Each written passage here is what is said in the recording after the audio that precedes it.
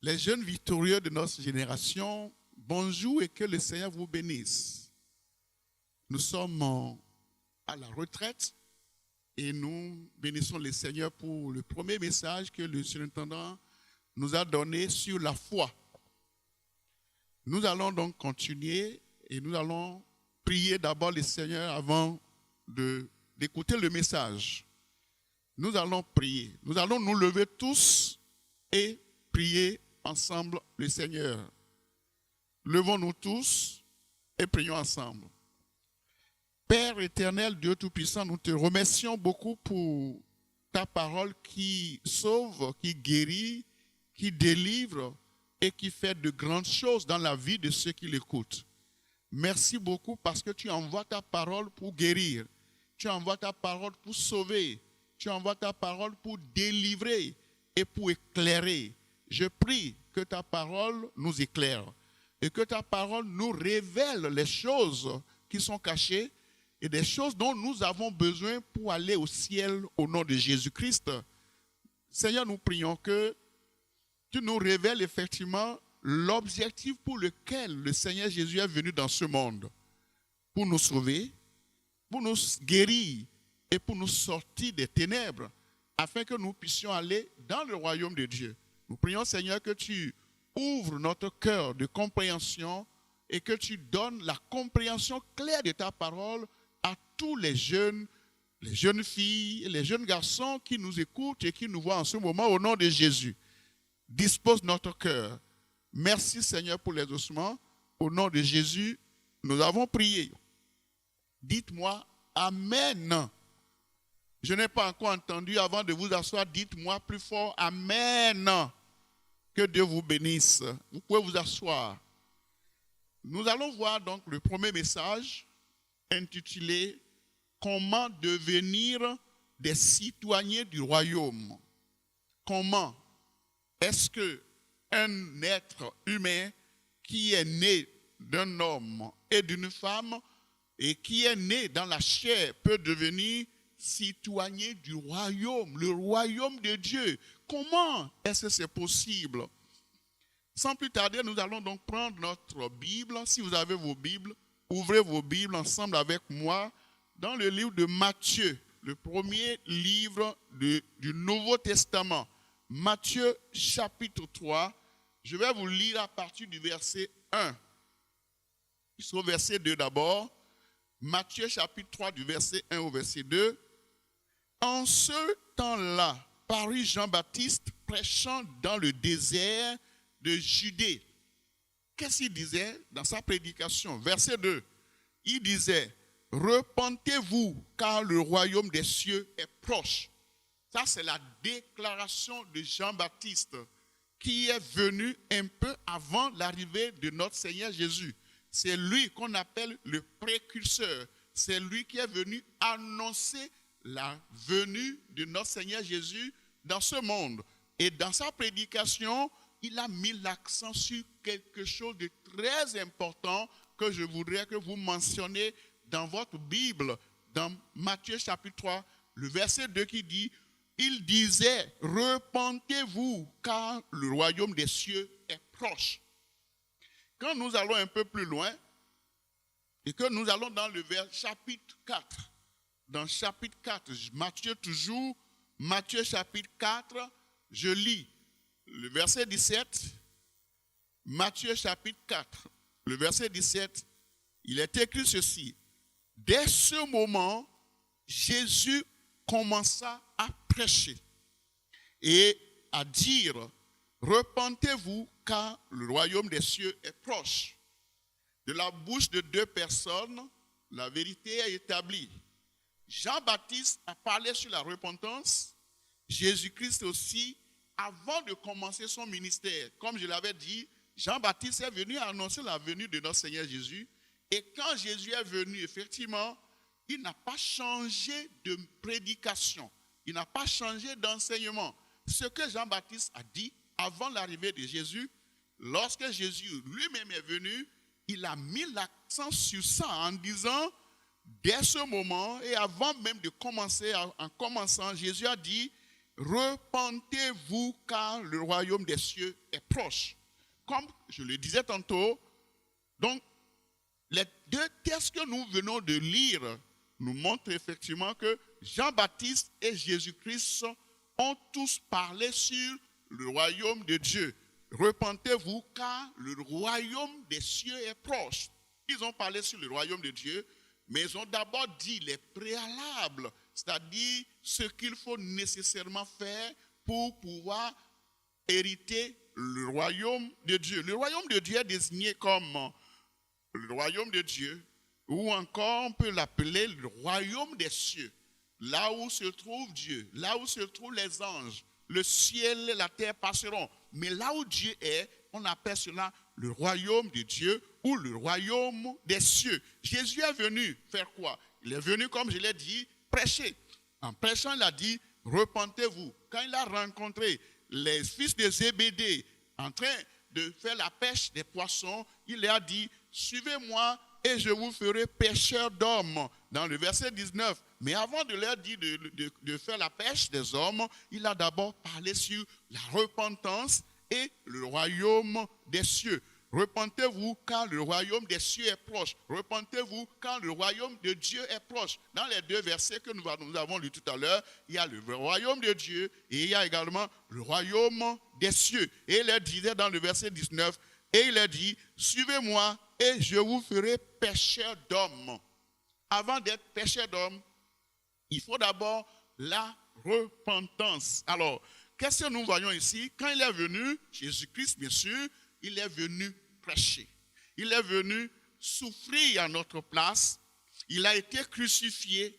Il est mort et il a été enseveli. Et le troisième jour, il est ressuscité des morts. Et tout ceci, pourquoi il a fait tout cela? C'est justement pour nous montrer comment nous pouvons être un citoyen ou des citoyens du royaume. Il a fait tout ça là, toutes ces actions, tous ces sacrifices ont été consentis juste pour nous montrer comment nous pouvons être membres du royaume et gagner notre citoyenneté que nous avons perdue lorsque les tout premiers hommes ont commis du péché. Adam et Ève ont commis du péché dans le jardin d'Éden.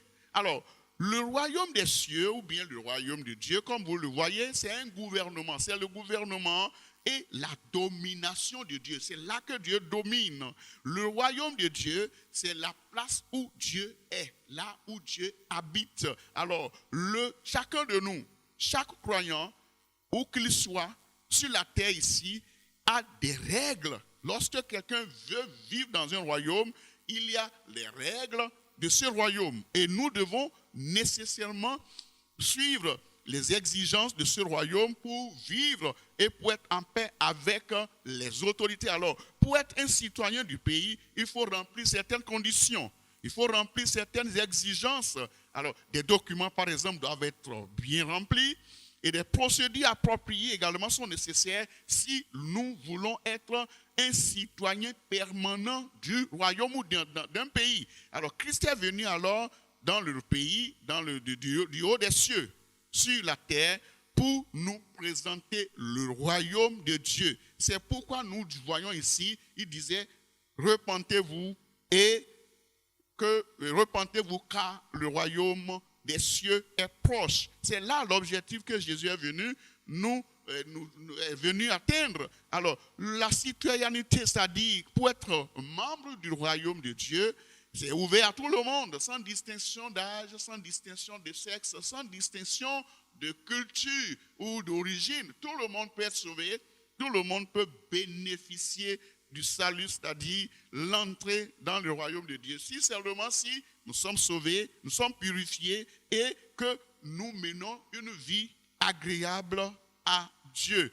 Alors si nous réussissons à aller dans le royaume de Dieu, il y a alors ce qu'on appelle l'état de la félicité éternelle. Nous serons glorifiés avec le Seigneur.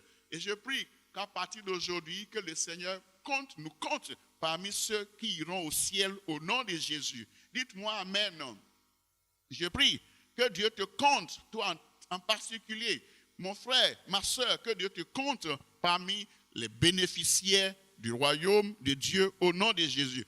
3 choses rapidement avant de prier. Je vais vous donner premièrement la première partie de mon message intitulé « La révélation sur le royaume de Dieu et ses citoyens ». On parle de révélation.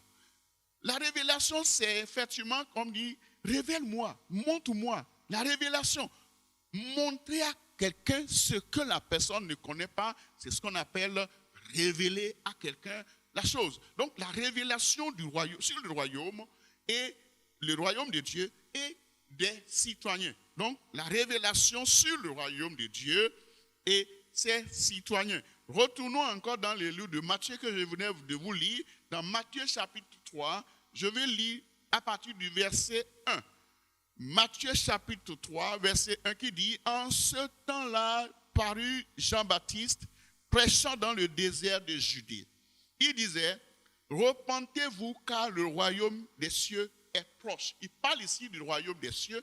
Le royaume des cieux est proche. Et quand je retourne encore dans le chapitre 4 que je venais de vous lire, dans Matthieu chapitre 4, je vais lire le verset 17, Jésus dit encore, dès ce moment, Jésus commença à prêcher. La première prédication de Jésus était basée sur la repentance. Il dit, repentez-vous car le royaume des cieux est proche. C'est eux qui nous ont montré ce que c'est que le royaume de Dieu. Donc, la révélation, qu'est-ce que ça veut dire? Comment est-ce qu'on peut aller dans le royaume de Dieu? Et quels sont les bénéfices qu'on peut avoir dans le royaume de Dieu?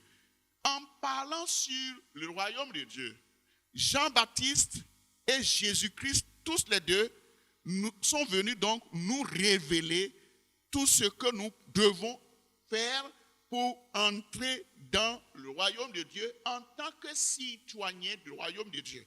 En faisant quoi? En nous repentant de nos péchés. En abandonnant le péché. Alors, chaque citoyen du royaume de Dieu, aujourd'hui, est un citoyen naturalisé. Quand on parle de naturalisé, ça veut dire que la personne n'est pas née comme ça.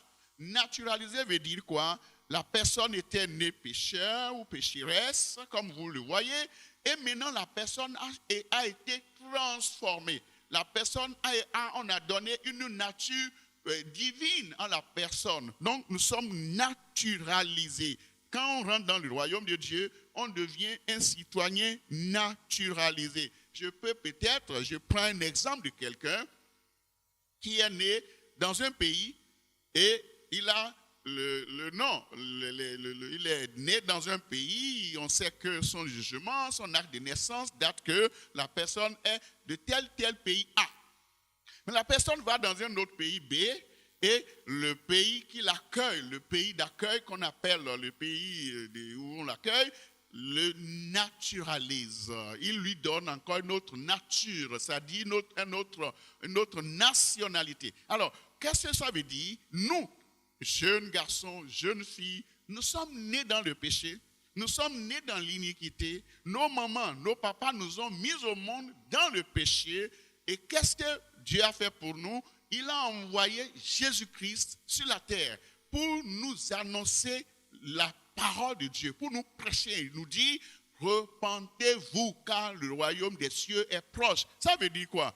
Ça veut dire que il est possible d'aller dans le royaume de Dieu. Ça veut dire qu'il y a un autre endroit meilleur à ce que nous vivons ici sur la terre. Il y a un autre endroit meilleur que nous pouvons hériter, où nous pouvons aller pour être comme Dieu, pour rester éternellement avec Dieu, pour vivre ensemble avec notre Créateur. Notre Créateur, c'est Dieu. Donc, qu'est-ce qui s'est passé? Pourquoi alors il y a cela? C'est parce que le péché est dans le monde. C'est parce que nous sommes nés dans le péché. C'est parce que nous ne pouvons pas, sans être sauvés, sans avoir connu l'expérience de la repentance, on ne peut pas. L'expérience du salut est très importante. Si nous ne sommes pas sauvés, nous ne pouvons donc pas hériter le royaume de Dieu. Alors, le royaume de Dieu, comme je l'ai dit, c'est le lieu où Dieu existe. Alors, quand Dieu nous dit de sortir du royaume de Dieu, nous émigrons. C'est-à-dire, nous quittons un point A pour aller à un point B. Et émigrer, ça veut dire, nous quittons là où nous étions pour aller dans un autre pays, l'émigré, et nous émigrons alors dans un autre pays étranger qu'on appelle le pays de la domination, où on domine les ténèbres. Les ténèbres ne sont plus là, et c'est ce lieu qui est très important, et c'est ce lieu que je voudrais que chacun de vous gagne, afin que nous puissions réellement vivre éternellement avec notre Dieu. Pour y parvenir, il faut nécessairement la nouvelle naissance. Répétez-moi, nouvelle naissance. Que tout le monde dise nouvelle naissance. 1, 2, 3. Nouvelle naissance. Sans la nouvelle naissance, on ne peut pas aller dans le royaume de Dieu. On ne peut même pas prétendre être enfant de Dieu. Aller à l'église, c'est bon. Avoir un nom baptisé, un nom de baptême, c'est très bien. Même passer par le baptême d'eau, c'est encore bon. Participer au programme de l'église, c'est bon. Donner la dîme, chanter à la chorale, faire beaucoup d'activités et enseigner, faire tout ce que vous voulez, c'est bien. Mais s'il n'y a pas la nouvelle naissance, c'est comme si on travaille en vain. Et pour que notre travail ne soit pas en vain, il faut nécessairement naître de nouveau. La nouvelle naissance, c'est ce qu'on appelle également le salut. La nouvelle naissance, c'est ce qu'on appelle également la régénération. C'est ce qu'on appelle la transformation. C'est le rachat. Jésus est venu dans ce monde alors pour nous racheter de nos péchés. Nous étions nés dans le péché. Il est venu mourir à la place de chacun de nous et il a payé le prix avec son sang. Et son sang nous purifie de tout péché. C'est le rachat. Le prix est déjà payé. Donc ce matin, il n'y a pas d'excuse pour toi pour que tu sois encore dans le péché. Il n'y a pas d'excuse pour toi pour que tu continues toujours de mentir, de voler, de tricher, de commettre beaucoup de péchés, la fornication et de faire des trop, de se battre, d'être toujours en colère. Il n'y a pas de raison pour toi. Christ a payé le prix déjà pour toi. Alors la repentance nous naturalise. Comme je l'ai dit, naturaliser quelqu'un, si quelqu'un quitte par exemple l'Afrique et reste longtemps en Europe, on naturalise la personne, on lui change de nationalité. Alors avec Dieu, ce n'est pas le biais de la repentance, le biais du salut, quand on se repent de nos péchés, que nous devenons alors naturalisés. Et nous devenons alors enfants du royaume de Dieu. Et nous quittons alors le monde du péché, les habitudes du péché, la communion avec les hommes du monde. Bien que nous soyons dans le monde, nous ne sommes plus alors de ce monde. Nous sommes devenus alors des saints du royaume. Et c'est ce que la nouvelle naissance nous donne comme privilège. Et je prie que ce matin, par la grâce de Dieu, chacun de nous puisse réussir à confesser ses péchés, à donner sa vie au Seigneur pour que nous puissions être appelés dans les citoyens du royaume. Et par la grâce de Dieu, tu y seras au nom de Jésus. Il y a un lieu merveilleux qui est réservé pour toi, pour que tu sois enfant de Dieu, que tu mènes une vie totalement différente des autres qui ne connaissent pas le Seigneur. Alors, le royaume de Dieu est vraiment un lieu extraordinaire, un lieu merveilleux, un lieu miraculeux. Et je souhaite que tu sois là-bas. Par la grâce de Dieu, je serai là-bas. Et toi, tu y seras aussi au nom de Jésus. Si tu te repens seulement de tes péchés, tu seras là-bas au nom de Jésus. Je vais vous décrire un peu le lieu là. Comment c'est le lieu où on appelle le royaume de Dieu. Qu'est-ce que c'est? Comment ça, à quoi ça ressemble? Allons dire dans le livre de Apocalypse chapitre 21. Apocalypse chapitre 21, je vais lire le verset 11. Apocalypse chapitre 21, je lis le verset 11. Son éclat était semblable à celui d'une pierre très précieuse, d'une pierre de jaspe transparente comme du cristal. Ça, c'est le royaume de Dieu. C'est la description du royaume de Dieu. C'est la révélation du royaume de Dieu. Et lisons le verset 18. Le verset 18, Apocalypse chapitre 21, le verset 18. La muraille était construite en jaspe. Et la ville était d'or pur, semblable à du vitre pur. C'est propre, c'est trop propre, c'est trop bon. Et je souhaite que tu sois là-bas et que tu jouisses de ce royaume-là. Le verset 21. Les 12 portes étaient 12 perles. Chaque porte était d'une seule perle. Et la place de la ville était de l'or pur. Oh, merveilleux. Comme du verre transparent. Ce n'est pas la poussière que nous voyons ici. Ce n'est pas les, comment vous appelez, les moustiques que nous voyons. Ce n'est pas, c'est extrêmement beau d'être là-bas. Et je prie que tu sois là-bas au nom puissant de Jésus. Alors, la vie du citoyen du royaume, à quoi ça ressemble, comme je l'ai dit tout à l'heure, nous allons vous décrire un peu cela et vous allez voir à quoi ressemble cela dans le livre que je vais vous lire. Alors, si nous arrivons à obtenir, à entrer dans le royaume de Dieu, qu'est-ce que nous vivons? Quelles sont les choses que nous voyons? À quoi ressemble cette vie-là? La première chose, c'est que c'est une vie de communion totale et entière avec Dieu. Nous quittons donc notre communion avec le monde, la communion avec le péché, la communion avec Satan, et nous changeons de communion. Nous sommes en relation, ensemble avec Dieu, dans le royaume de Dieu. C'est une vie de communion totale et entière avec le Seigneur. Dans le livre de 1er Jean chapitre 3, je vais vous montrer la vie que nous menons là-bas. 1er Jean chapitre 3, je lis le verset 2. 1er Jean chapitre 3, le verset 2. Bien-aimés, nous sommes maintenant enfants de Dieu. Dites-moi amen.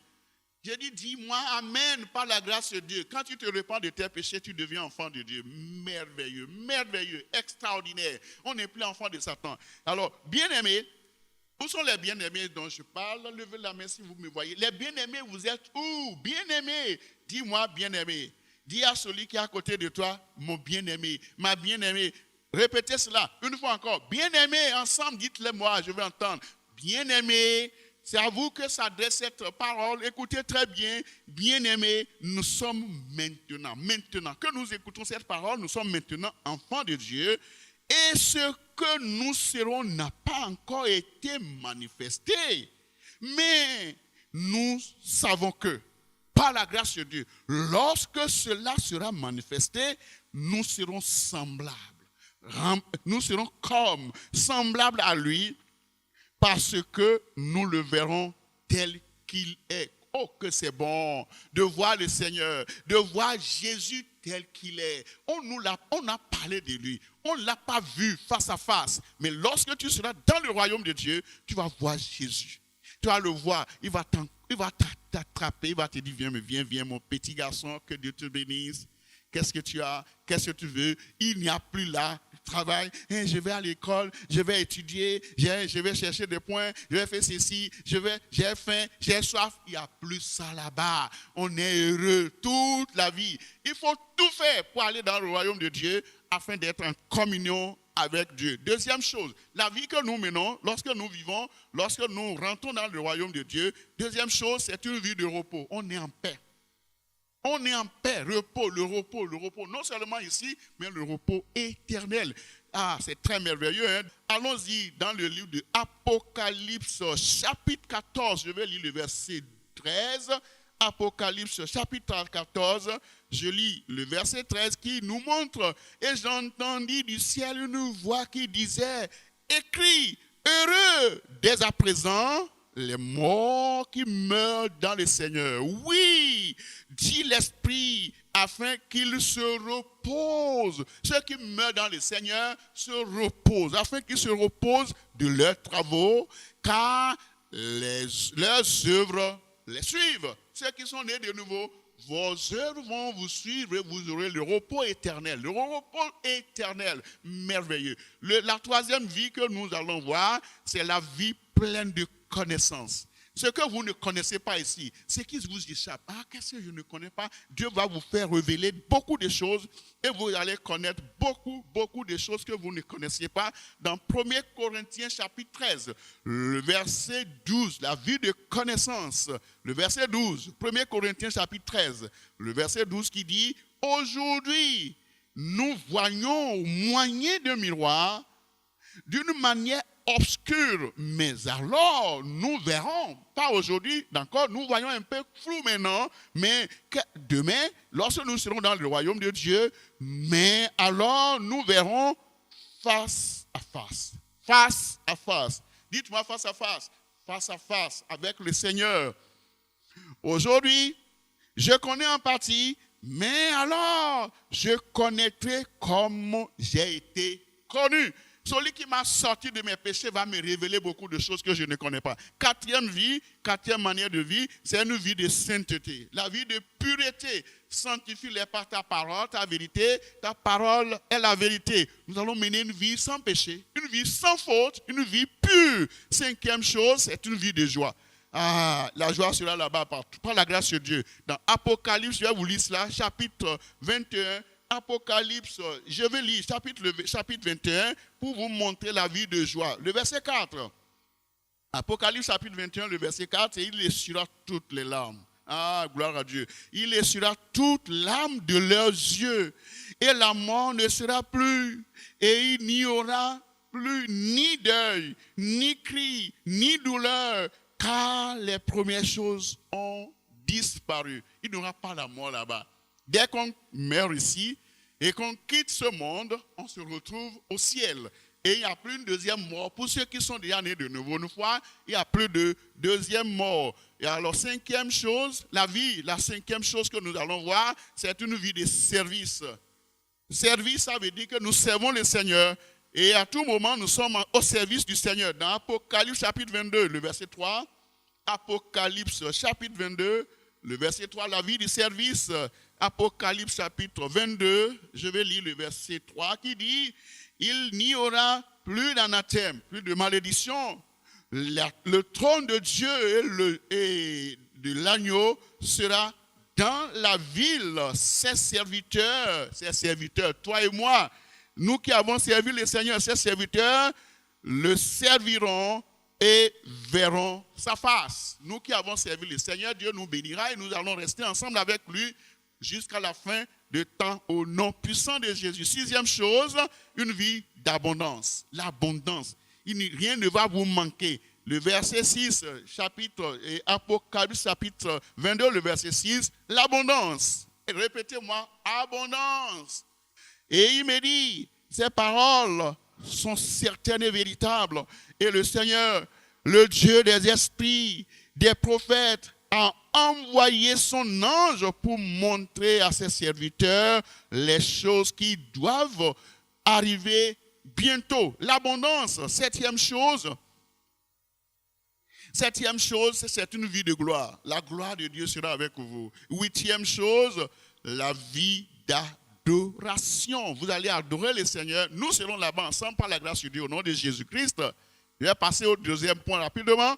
Le deuxième point, c'est les exigences et le processus pour devenir citoyen du royaume. L'exigence, ça veut dire quoi? Ce qu'on nous demande.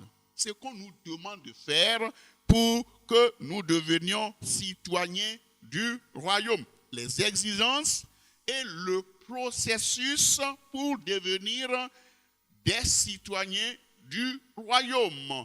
Je vais encore revenir dans le livre de Jean. Je vais prendre le livre de Jean. L'évangile selon Jean, je vais lire le chapitre 3. L'évangile selon Jean au chapitre 3. Restons ensemble et je vais vous lire le verset 3.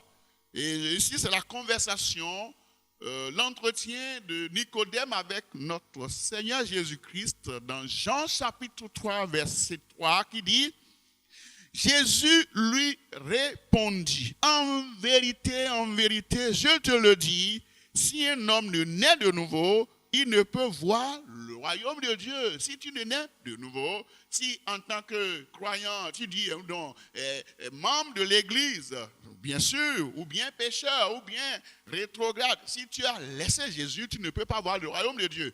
Donc la nécessité est sur chacun de nous de revenir encore au Seigneur pour que nous connaissions le Seigneur. Si, alors, un homme ne naît de nouveau, naître de nouveau, je l'avais déjà dit, naître de nouveau, il ne peut voir le royaume de Dieu. Verset 5, Jésus répondit, en vérité, je te le dis, si un homme ne naît d'eau et d'esprit, il ne peut entrer dans le royaume de Dieu. Naître d'eau et d'esprit, ça veut dire quoi? L'eau, c'est la parole que vous écoutez. La foi vient de ce qu'on entend, et ce qu'on entend vient de la parole de Christ. Donc, naître d'eau, c'est l'eau, c'est l'esprit, c'est cette eau que la femme samaritaine cherchait en vain. L'eau, c'est la parole. Elle a écouté cette parole. Ça lui a fait du bien. Elle a couru en même temps à Samarie pour dire, venez voir celui qui m'a révélé ce que je suis. Venez voir, venez voir. Et toute la Samarie a été sauvée à cause de la déclaration et du témoignage de cette femme. L'eau, c'est ça. Et l'Esprit de Dieu témoigne aussi en vous que vous êtes enfant de Dieu. Si vous êtes né de nouveau, l'Esprit de Dieu va vous témoigner ça. Ce n'est pas votre papa qui va dire, est-ce que mon fils, tu n'es pas né de nouveau comme ça? Ma fille, est-ce que tu n'es pas né de nouveau comme ça? L'Esprit de Dieu témoigne en vous que vous êtes devenu enfant de Dieu. Je vais vous montrer ce que je suis en train de vous dire à partir de, dans le livre de Romains chapitre 8. Dans Romains chapitre 8, je vais lire le verset 16. L'Esprit lui-même rend témoignage à notre esprit que nous sommes enfants de Dieu. C'est l'Esprit de Dieu qui témoigne en toi. Ce n'est pas, est-ce que je ne suis pas né de nouveau? Comme je suis là maintenant, j'ai porté de foulard. Est-ce que je ne suis pas né de nouveau?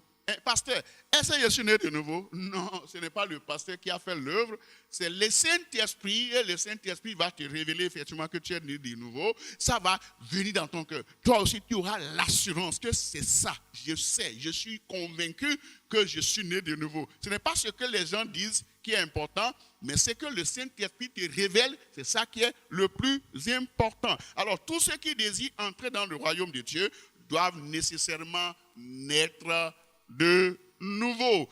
C'est ce que je vous ai lu tout à l'heure. En vérité, je vous le dis, si un homme ne naît de nouveau, ne peut entrer dans le royaume de Dieu. Si un homme ne naît d'eau et d'esprit, ne peut entrer dans le royaume de Dieu. Alors les personnes souillées, les personnes abominables, ceux qui sont encore dans le péché, les personnes qui mènent une vie de péché n'ont aucun accès dans le royaume de Dieu. Ils ne peuvent pas. Ce n'est pas possible. Le royaume de Dieu n'est pas fait pour les pécheurs. Non.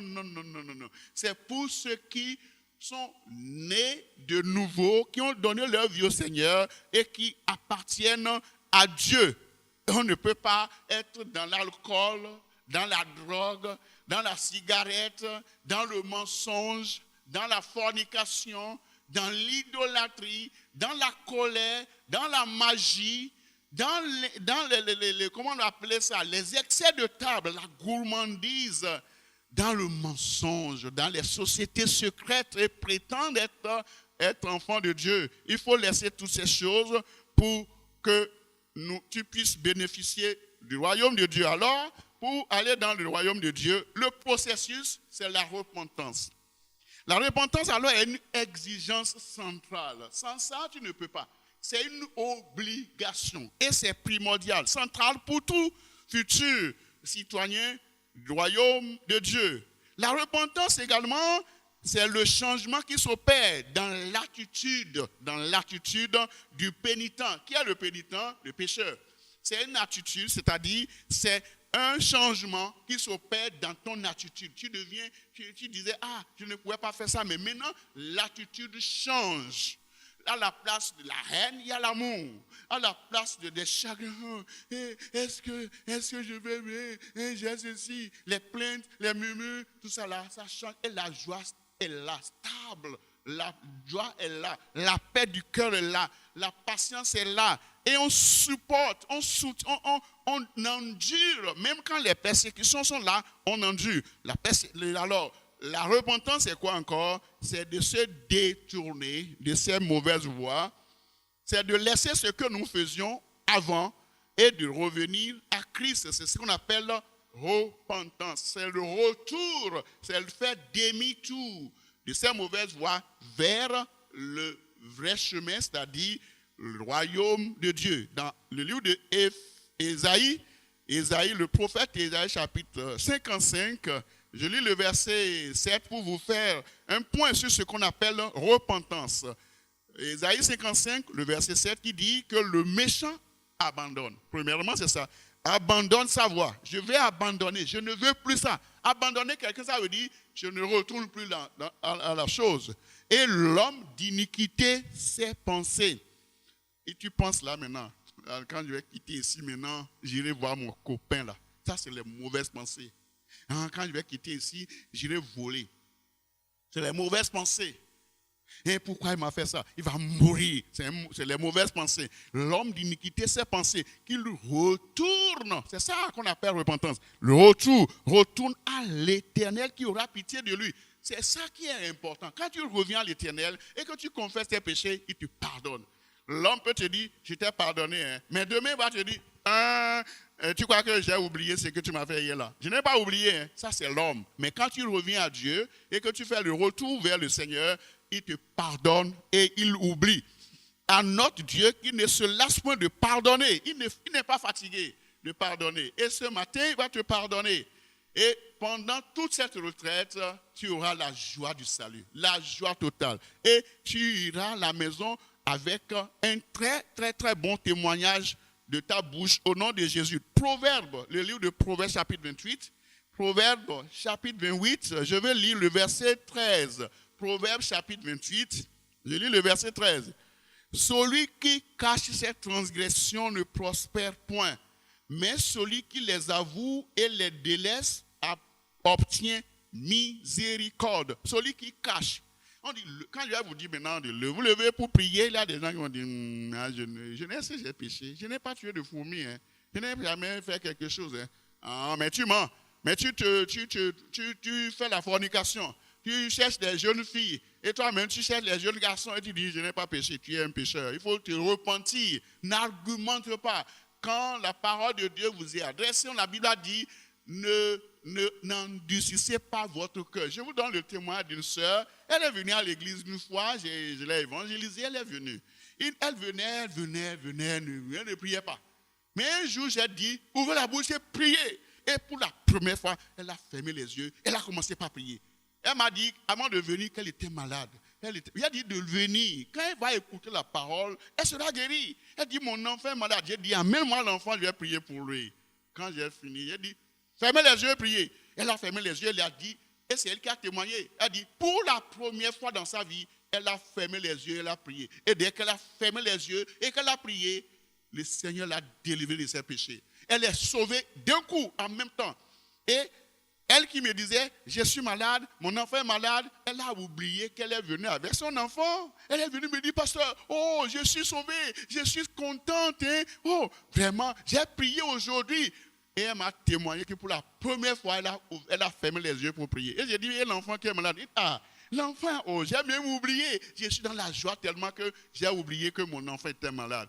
Et elle a été sauvée. Même sans prier pour l'enfant a été guéri. Ça, c'est la parole de Dieu. Si tu fais exactement ce que nous vous disons, vous allez voir beaucoup de bénédictions aujourd'hui et vous allez voir que les choses vont changer. Celui qui cache ses transgressions, ses péchés ne prospère point, mais celui qui les avoue, je sais, je reconnais que j'ai fait ça, je ne cache rien. Seigneur, pardonne-moi. Si tu avoues et que tu abandonnes, tu délaisses, tu obtiendras miséricorde. N'est-ce pas ce que le psalmiste a fait dans le psaume 51? Il a fait cela et Dieu l'a pardonné. Si le roi David peut confesser ses péchés, qui toi tu es? Qui es-tu pour ne pas confesser ses péchés? Dans le livre de Psaume 51, les gens lisent ce psaume sans comprendre. Psaume 51, je vais lire et le verset 5 pour vous montrer. Il dit, car je reconnais. Ça, c'est une confession. C'est la reconnaissance. Car je reconnais mes transgressions et mon péché est constamment devant moi. J'ai péché. Il a confessé, verset 6, j'ai péché contre toi seul et j'ai fait ce qui est mal à tes yeux, en sorte que tu seras juste dans ta sentence, sans reproche dans tes jugements. Et il avance en disant dans le verset 7, il dit, ah, voici, je suis né dans l'iniquité et ma mère m'a conçu dans le péché. Ce n'est pas ma faute. J'ai hérité de ce péché. Pardonne-moi, Seigneur. Et c'est ce que vous devez faire. Et si on fait comme ça, nous aurons le pardon de nos péchés. Et je prie que ce jour-ci, le Seigneur sauve chacun de nous au nom puissant de Jésus. En résumé, si je dois résumer ce que je suis en train de vous dire, la parole de Dieu doit être alors notre guide. C'est ce que nous sommes en train de faire. C'est la parole de Dieu qui nous révèle notre état. La parole de Dieu est la boussole qui nous conduit vers la terre promise. Alors les citoyens du royaume doivent marcher quotidiennement. Vous connaissez bien l'histoire d'Enoch. Enoch a marché 300 ans. Il avait 65 ans quand il a connu le Seigneur. Il a marché encore 300 ans avec Dieu. Je prie que tu marches avec Dieu tout le reste de ta vie et à partir d'aujourd'hui au nom de Jésus. Lui, il a fait 300 ans. Peut-être que toi, tu n'as pas vu 100 ans. Pourquoi tu ne vas pas marcher? Tu vas marcher. Dis-moi, je vais marcher avec Dieu. Dis-le encore. Je vais marcher avec Dieu tout le reste de ma vie. Répète, je vais marcher avec Dieu tout le reste de ma vie. Et Dieu va te conduire dans son royaume céleste au nom de Jésus-Christ. Il a fait 300 ans sans commettre de péché. S'il a fait ça, tu le feras aussi. Il était même dans l'Ancien Testament. Il n'y avait pas la grâce, il n'y avait pas Jésus. Jésus n'était pas venu, Jésus n'était pas mort pour lui. Et toi, aujourd'hui, tu connais Jésus, tu as entendu parler de Jésus, que Jésus est mort, il est enseveli, il est ressuscité, et le troisième, il est ressuscité, et à cause de son sang, nous sommes sauvés. Donc, si tu es là et que tu n'es pas né de nouveau, il faut dire, Seigneur, que le sang de Jésus me purifie. Je vais être sauvé complètement. Si tu le fais, tu seras sauvé au nom de Jésus. En résumé, voici quelques processus à suivre alors pour devenir des citoyens du royaume. Les processus, les étapes. Il y a 7 choses que je vais vous dire rapidement. 7 étapes. Première étape, reconnaissez que vous êtes perdu dans le péché. C'est ce que David a fait. Reconnaissez, je reconnais. Il a dit, je reconnais dans le psaume 51, le verset 5. Je reconnais que je suis né dans le péché et ma mère m'a conçu dans l'iniquité. Deuxième chose, quand tu reconnais que je suis un pécheur, qu'est-ce qu'il faut faire? Confesser. Confesser et abandonner vos péchés de tout cœur. Comme je l'ai dit tout à l'heure, celui qui cache ses transgressions ne prospère point. Mais celui qui les avoue, les abandonne, obtient miséricorde. Troisième chose. Première chose, je reconnais. Deuxième chose, je confesse. Troisième chose, je me repens. Je me détourne, j'abandonne tous les péchés. Je laisse tout. Repentez-vous, car le royaume des cieux est proche. Quatrième chose, quatrième étape, priez pour la miséricorde de Dieu. Oh Seigneur, pardonne-moi, je ne ferai plus ça. Ça, c'est la miséricorde. Vous priez pour que Dieu ait pitié de vous. À notre Dieu qui ne se lasse point de pardonner. La cinquième étape, c'est de croire au sacrifice de Jésus-Christ. Croyez au sacrifice de Jésus. Il s'est donné déjà à la croix et ça suffit déjà pour que tu sois sauvé. À tous ceux qui croient en lui et à tous ceux qui sont venus à lui, et la parole a donné le pouvoir de devenir enfant de Dieu. Sixième étape, c'est accepter Jésus comme votre Seigneur et Sauveur. Je l'accepte, je reçois Jésus dans mon cœur. Il n'y a plus d'autre que Jésus dans ma vie. Je reçois, j'accepte. Jésus est mon Seigneur. Je le confesse à tout le monde. Et le monde saura que Jésus est ton Seigneur. Et septième étape, enfin, c'est avoir la foi absolue en Dieu. Je crois, j'ai la foi. Celui qui croit sera sauvé. Dans Romains, regardez dans Romains chapitre 10, dans Romains au chapitre 10, je vais lire le verset 9. Romains chapitre 10, verset 9 qui dit, si tu confesses de ta bouche le Seigneur Jésus et si tu crois dans ton cœur que Dieu l'a ressuscité des morts, tu seras sauvé. Confesser, croire que Dieu l'a ressuscité des morts, tu seras sauvé. Quand dans le verset 10, Romains 10, verset 10, car c'est en croyant du cœur qu'on parvient à la justice et c'est en confessant de la bouche qu'on parvient au salut, selon ce que dit l'Écriture, verset 11, quiconque, blanc, noir, jeune fille, jeune garçon, africain ou européen, quiconque croit en lui ne sera point confus. Tu ne seras pas confus au nom de Jésus. La dernière partie, le troisième point, c'est la réponse. Quand on entend tout cela, on entend toutes ces belles choses, notre réponse doit être une réponse positive. Donc, la réponse positive ou la réponse décisive et les privilèges des citoyens du royaume. La réponse décisive et les privilèges des citoyens du royaume. Qu'est-ce qu'on gagne quand on répond favorablement? Quand on sait on nous a révélé ce que le royaume de Dieu est. On nous a montré tout ce que nous devons faire, les exigences. Quand nous connaissons ça, quelle doit être notre réponse? Notre réponse doit être une réponse décisive. Dans le livre des Actes des Apôtres, quand les gens ont écouté la parole de Dieu, dans le livre des Actes des Apôtres, au chapitre 2, lorsque Pierre prêchait l'évangile, lorsque Pierre leur annonçait la bonne nouvelle, qu'est-ce que les gens ont fait? Quelle était leur réaction? Quelle était leur réponse? Dans Actes des Apôtres, chapitre 2, je lis le verset 37. Après avoir entendu ces discours, ils eurent le cœur vivement touché. Et je crois que ton cœur est touché. Je crois que tu te retrouves dans la parole. Je crois que tu reconnais que tu es un pécheur. Alors, ils eurent le cœur vivement touché et ils dirent à Pierre et aux autres apôtres, hommes, frères, que ferons-nous? Est-ce que tu te poses cette question? Qu'est-ce que je vais faire maintenant pour être sauvé? Qu'est-ce que je peux faire maintenant? Voici que je suis dedans. Je suis né dans le péché. Je vois que je suis dans le péché. Qu'est-ce que je vais faire maintenant? Pierre a donné la solution. Le verset 38, Actes chapitre 2, le verset 38 maintenant, puis dit, Pierre leur dit, repentez-vous et que chacun de vous soit baptisé au nom de Jésus pour le pardon de vos péchés et vous recevrez le don du Saint-Esprit. La prédication de Pierre n'est pas différente de celle que Jésus nous a donnée ou de Jean.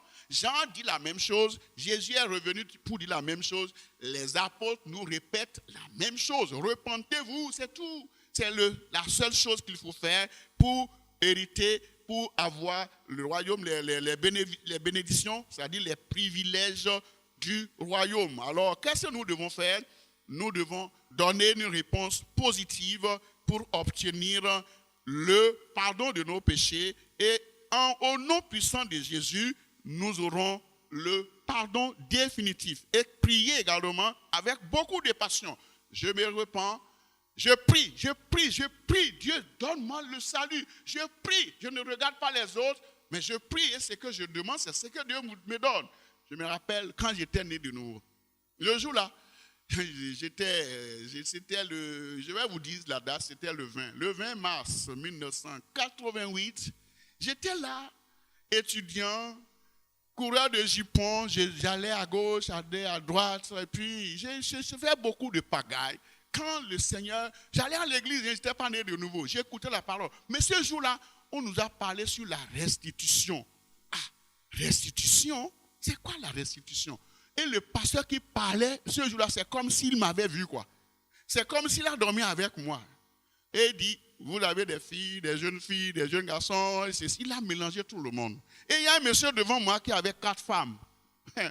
Le monsieur disait, il posait tellement de questions. Le monsieur dit, mais est-ce que la première femme n'est pas ceci? Est-ce que la troisième femme, est-ce que c'est la troisième femme qui est meilleure? Et le pasteur lui donnait des réponses, vraiment, des réponses qui me touchaient moi-même.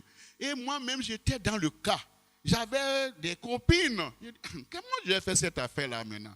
Mais le monsieur là, il parlait les questions. J'avais ma main levée, mais le pasteur ne me donnait pas la parole. C'est la première fois que j'ai été voir le pasteur pour lui dire, pasteur, aidez-moi. Hein.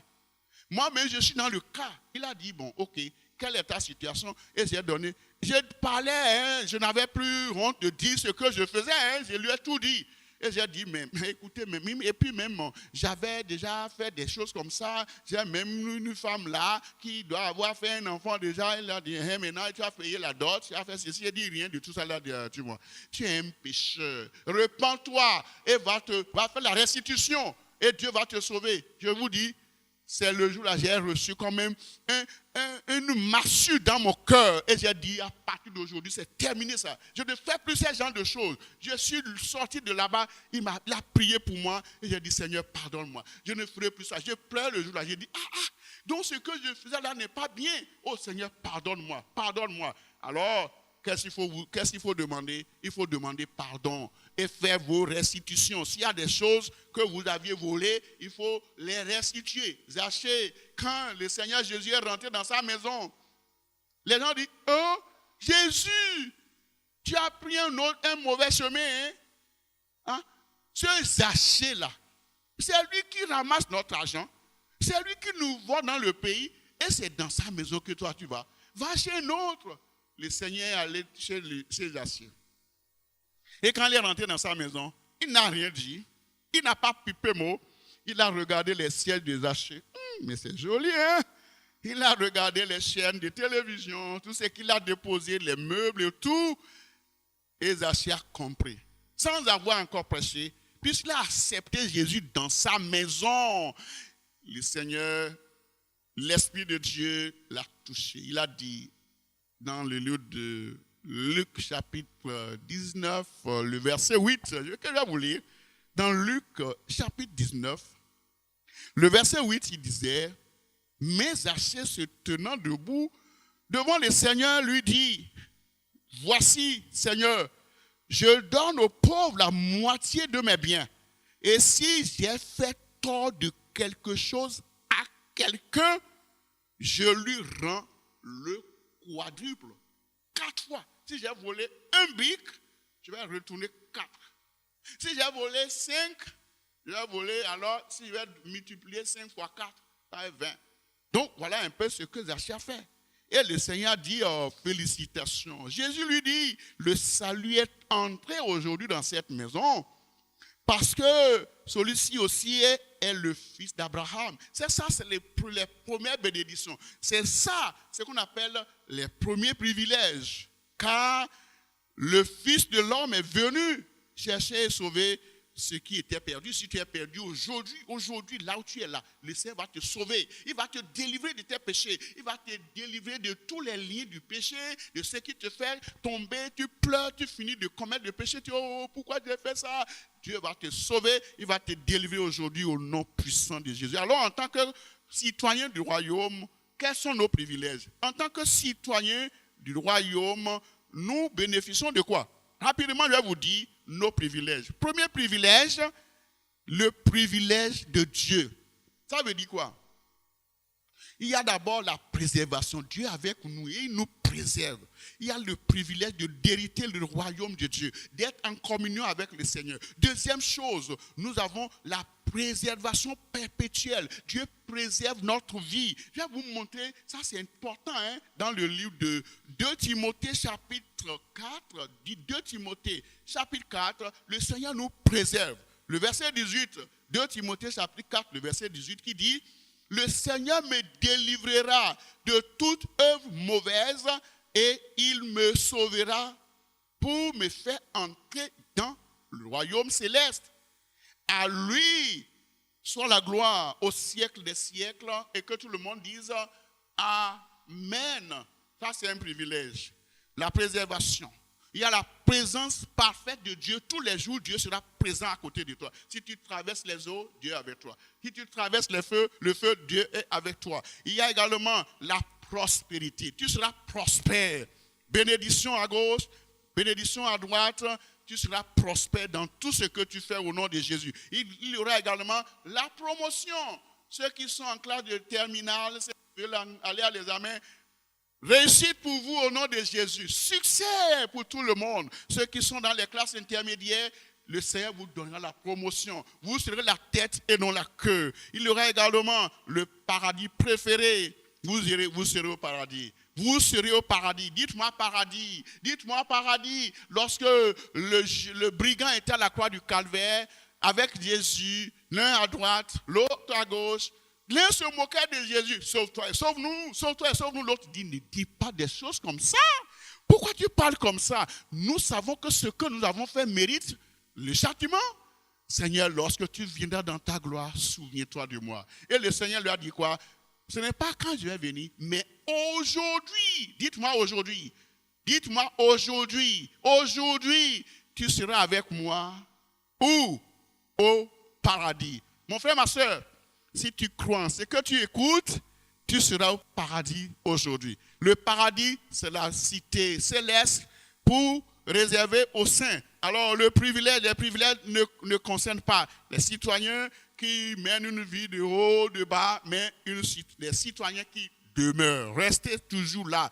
Nous n'entrerons pas alors et nous ne sortons pas. On rentre aujourd'hui, on sort demain, n'importe comment. Non, on reste là, on demeure là. Et quand tu demeures avec le Seigneur, Dieu te bénit toujours. Nous entrons et nous restons et nous demeurons, nous continuons alors dans le royaume de Dieu. Le Seigneur vous bénisse au nom puissant de Jésus. Nous allons nous lever alors pour prier et demander au Seigneur de nous bénir et de nous aider à demeurer dans sa parole et à nous repentir de nos péchés. Si tu es là et que tu n'es pas encore né de nouveau, lève-toi, tout le monde se lève et prions ensemble le Seigneur. Tu sais ce que tu fais. Tu sais ce que tu fais en cachette et tu vas demander à Dieu, Seigneur, je confesse, je suis né dans le péché, je reconnais mes péchés, pardonne-moi.